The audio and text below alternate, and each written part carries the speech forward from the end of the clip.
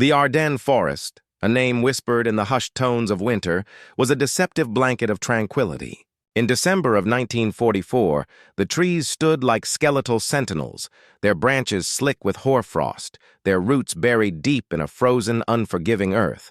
For months, this sector of the Western Front had been considered a quiet zone, a place for weary American troops to rest and refit.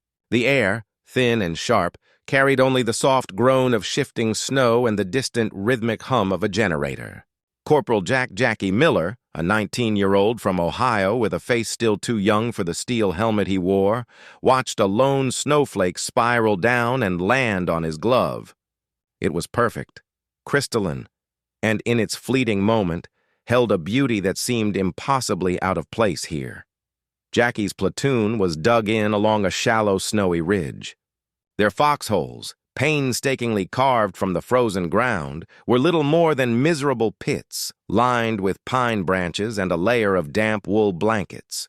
They huddled together, a brotherhood forged in the fires of France and the mud of the Hurtgen forest. Sergeant Davies, a grizzled veteran of North Africa, chain-smoked K-rationed cigarettes and stared into the gloom. He trusted the stillness as much as he trusted a coiled snake. "Something ain't right," he'd mutter, more to himself than anyone. Too quiet. He was right.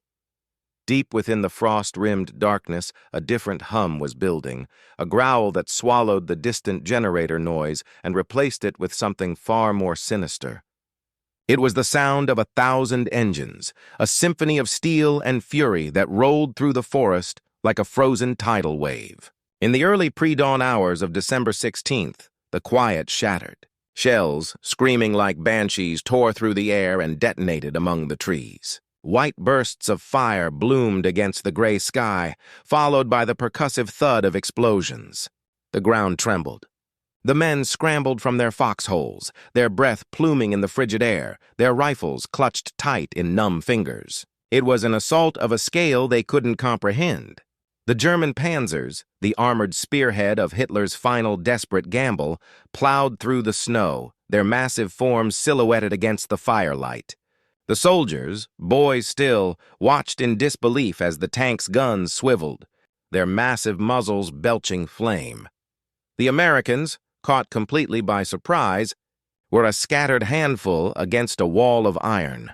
Their anti-tank weapons were useless against the thick frontal armor of the new King Tiger tanks. Panic, a cold, insidious fog began to creep in. The Germans, sleek in their winter camouflage, emerged from the tree line. Their faces were grim, but their eyes held a chilling confidence, a smirk that said, "You are already beaten." They were advancing with a speed and ferocity that no one had thought possible. This was not a skirmish. This was a blitzkrieg reborn, a final, lethal push to break the Allied lines, seize the port of Antwerp, and turn the tide of the war. Jackie saw his buddy, a kid named Tom from Nebraska, go down in a flash of light and a scream that was swallowed by the roar. His heart turned to a lump of lead in his stomach. They were outflanked, outgunned, and overwhelmed. The order came down the line: fall back, retreat. The word, a bitter taste on every soldier's tongue, was the only rational response. The American front line simply ceased to exist, replaced by a chaotic, fragmented withdrawal. Companies became platoons, platoons became squads, and squads became terrified, lonely men sprinting through the snowy woods, leaving behind their dead and their gear. The Germans, fueled by a renewed sense of purpose and the exhilaration of their initial success, pressed their advantage. The snow, once a quiet and innocent landscape, was now churned up by the treads of tanks and the frantic footsteps of fleeing men. The Ardennes had become a killing field, and the Americans were on the wrong end of the barrel. The world had narrowed for Jackie Miller. It had shrunk from the vast, rolling fields of France to a frozen, suffocating knot of pines and foxholes. He and what was left of his platoon had fallen back, but there was nowhere left to go. They were part of the 101st Airborne Division, the Screaming Eagles, an ironic moniker now, as their screams of fury and fear were lost in the roar of the German advance. They found themselves in a small Belgian town called Bastogne, a strategic crossroads that the Germans desperately needed to secure their supply lines. The town was now the epicenter of the hellish winter storm. The encirclement was complete. The German 4th and 5th Panzer armies had closed the loop, cutting off all roads in and out of Bastogne. The air, already a biting menace, was filled with a constant low-grade thrum of distant artillery. The sky was an unforgiving, oppressive gray, a thick blanket of cloud that prevented Allied air support from even attempting to break through. It was a siege of brutal simplicity. The Germans held all the cards. Their radio transmissions, picked up by American intelligence, were filled with a cocky confidence, a sense of inevitability. "The Americans are trapped," they boasted. "They will surrender. It is only a matter of time." Sergeant Davies had become the grim, unyielding core of the group. He moved from foxhole to foxhole, his face etched with fatigue and a fierce, undying resolve. "You see that?" he'd say, pointing to a spot in the snow. "That's our home now. We ain't moving. We ain't going nowhere." The men held on to his words, to the simple, rock-hard truth of them. They ate K rations that tasted like cardboard and sipped lukewarm water from canteens that froze solid in the night.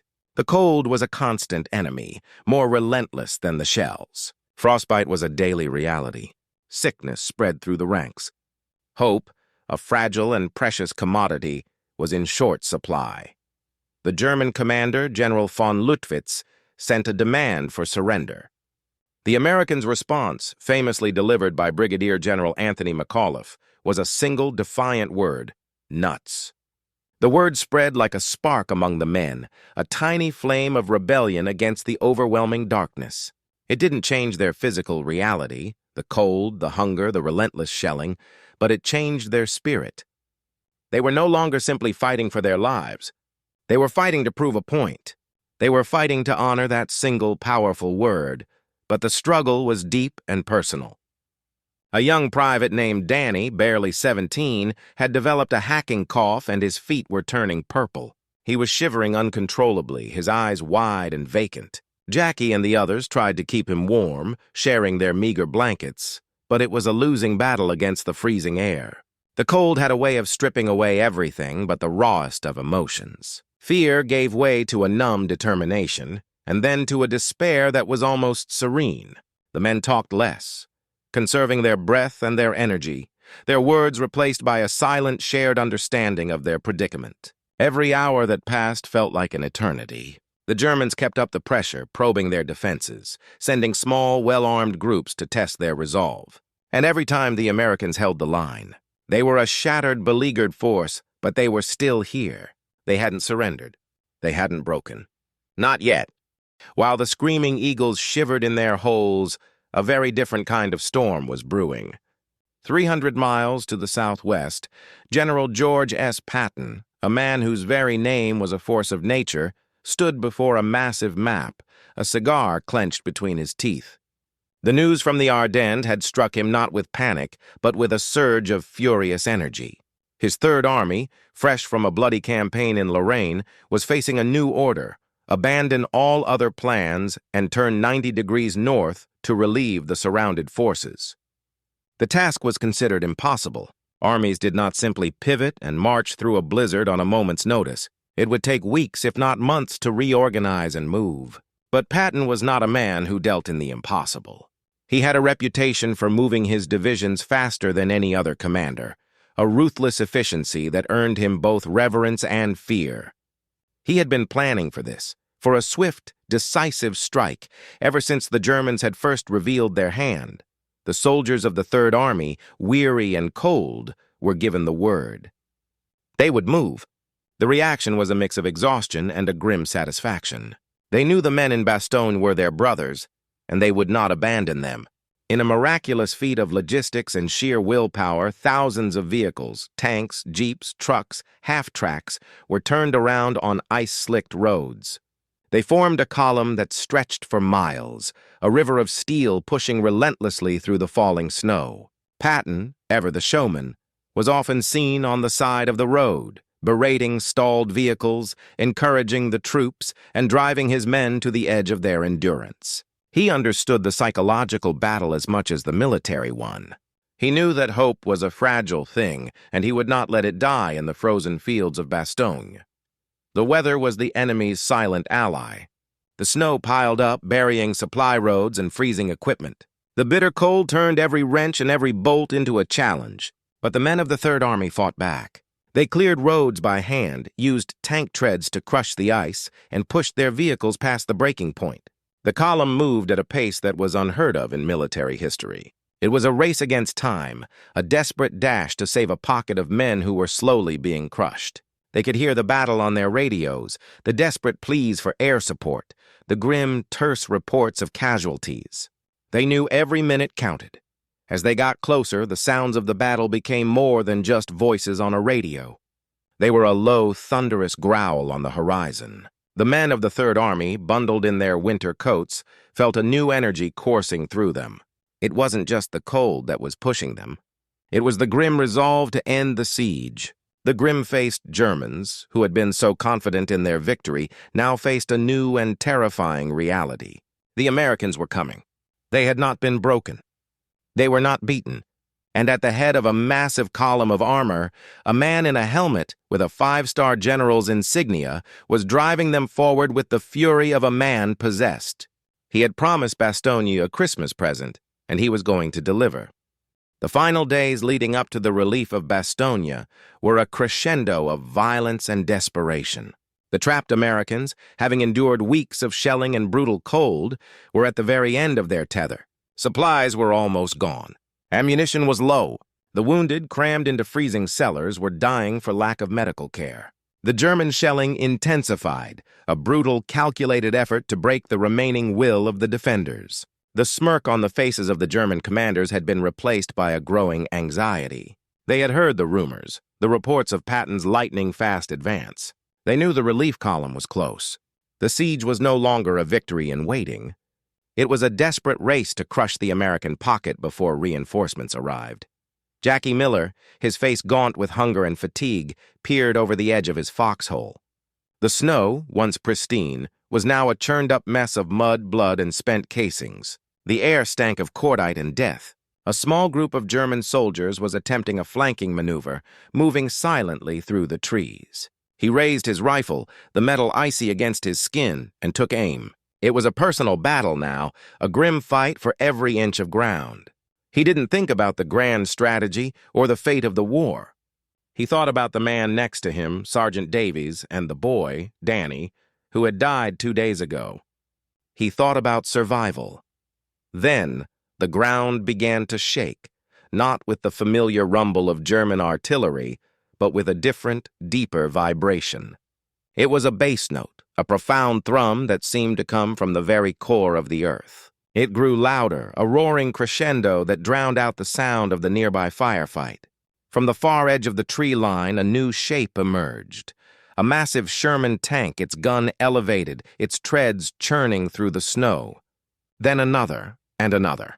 They were a metallic herd, an unstoppable force. A cheer, a raw, primal roar of relief erupted from the American foxholes. It was the sound of hope given form. The men of the Third Army had arrived. The battle that followed was a clash of titans.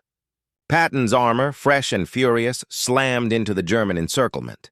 The Germans, caught between the defiant pocket of resistance and the new, overwhelming force, fought with a desperate ferocity. Tank shells screamed across the fields, detonating in blinding flashes of light. The sound of machine gun fire was a continuous roar, punctuated by the sharp crack of rifles. The snow, once a clean, white canvas, was now a macabre tapestry of destruction. The bright red of blood splattered across the white ground, a grim stain that spoke of the price of survival. The Germans, the ones who had smirked in the opening days of the assault, were now in a bitter, bloody fight for their own lives. They were pushed back, their lines broken, their armor destroyed. The relief column had finally punched a hole in the siege. The path to Bastogne was open. The immediate aftermath was a strange blend of quiet and chaos. The roar of battle had subsided, replaced by the groans of the wounded and the silent, reverent work of burying the dead. Medical teams and supply trucks, part of the newly arrived column, began to flow into Bastogne. The sight of fresh food and clean water, of blankets and bandages, brought tears to the eyes of men who had been living on the edge of starvation and despair. Jackie Miller sat on the ground, leaning against a tree, watching the stream of new arrivals. He felt a profound sense of exhaustion, a weariness that went deeper than his bones. He saw Sergeant Davies, his face caked with soot and dirt, talking to a medic, his shoulders finally relaxed. They had done it. They had survived. The men of the 101st and the men of the 3rd Army met as brothers, sharing food and stories of the hell they had just endured. There were no grand speeches, no boasts of glory, just a quiet shared understanding. The sacrifice was immense. The fields around Bastogne, once covered in a thick blanket of snow, were now churned up earth, littered with the wreckage of tanks and the bodies of the fallen. It was a stark and brutal reminder of the cost of victory. The snow, once a symbol of the German surprise, was now a witness to their defeat, stained with the blood of thousands. The Battle of the Bulge was not over. The fighting would continue for weeks, a slow, grinding push to reclaim every inch of ground that had been lost. But Bastogne, the symbolic heart of the German offensive, had held. It was a turning point, a testament to American defiance and Patton's unwavering will. The battle had proven that the Germans could not and would not break the American spirit. The smirk had been wiped from their faces, replaced by the grim reality of defeat. Years later, sitting in the comfort of a quiet American suburb, Jackie Miller would watch the snow fall outside his window. He would remember the feel of the cold, the sound of the shells, and the terror in the eyes of his friends. He would remember the feeling of absolute hopelessness, and then the deep, shuddering relief when the first American tank appeared from the tree line. He would never forget the price that was paid, the blood that stained the snow. It was a testament to the raw human courage that emerges when all hope seems lost, a story not just of a great general, but of the ordinary men who, against all odds, refused to yield.